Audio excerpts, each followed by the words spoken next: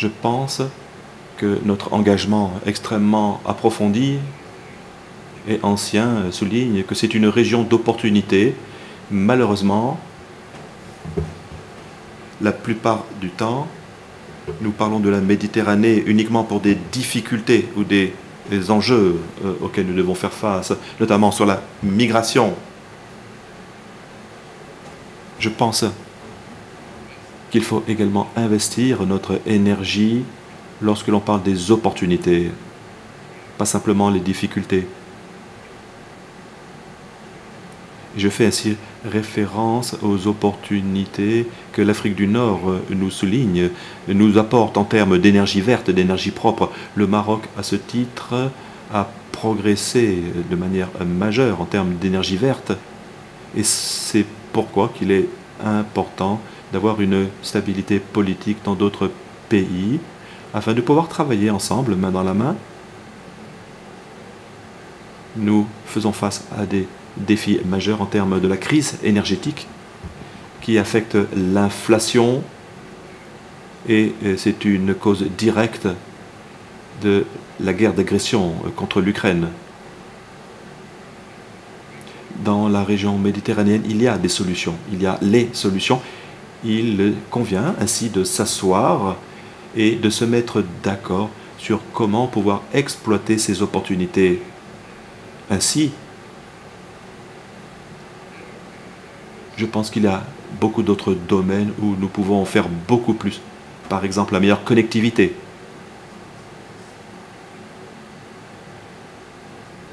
C'est quelque chose qui m'embête, qui me gêne véritablement.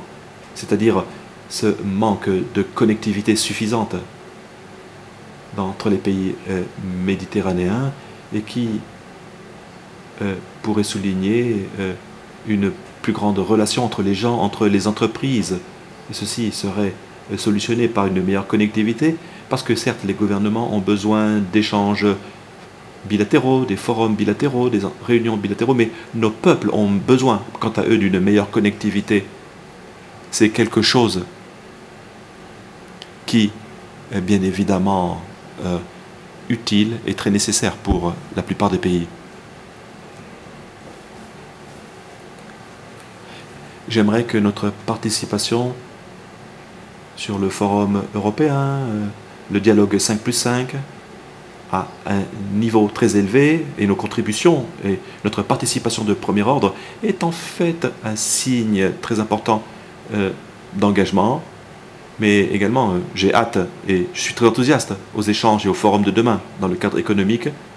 Il y a d'autres acteurs dans la région et qui peuvent contribuer. Je suis d'accord avec ce que son Excellence a dit concernant les possibilités que nous avons dans la région méditerranéenne. Pour le Maroc, la région méditerranéenne représente une grande pertinence et un rôle stratégique de premier ordre et a ainsi un rôle très important sur la scène géopolitique et mondiale. Dans la région, il y a en quelque sorte une perte d'énergie.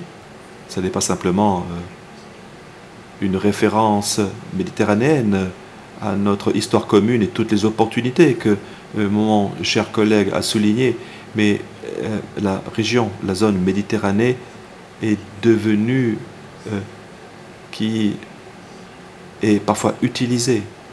Nous avons 2000 personnes mortes dans la mer, 2000 personnes qui meurent dans la mer. Entre 2015 et aujourd'hui, près de 2000 personnes sont mortes en mer. Cette mer Méditerranée est devenue un cimetière. Entre le nord et le sud, nous n'avons que 5%, ce qui en fait l'idée de méditerranéenne n'est pas simplement un espace géographique. Nous devons le transformer dans un concept géopolitique et cela demande du courage, de la vision et également un certain nombre de convictions. Parce que la mer Méditerranée est une opportunité et non pas un risque, non pas une menace.